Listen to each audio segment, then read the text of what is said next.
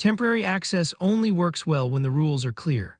SmartPT JIT helps administrators replace standing privilege with roles, assignments, active session monitoring, and audit visibility. This video is for SmartPT JIT administrators, Active Directory teams, security engineers, and help desk leads who design daily privileged access workflows. Start with the role.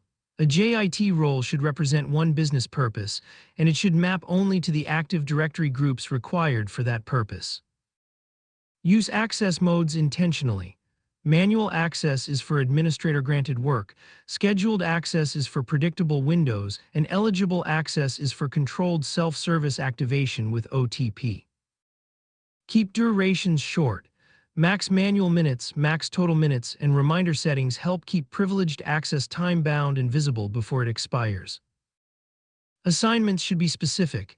Connect the right user to the right role, require a clear reason, and avoid broad assignments that are difficult to audit. Monitor active sessions during privileged work. This is where administrators confirm who has access, which role is active when it ends, and whether access should be revoked. Review SmartPT Core activity. JIT events should be visible as part of the wider SmartPT operational view, alongside console and AD control activity.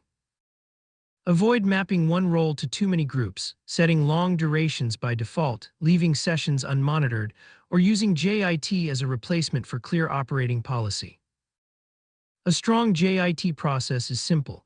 Define the role, assign the user, limit the duration, monitor the session, remove access automatically, and review the audit trail.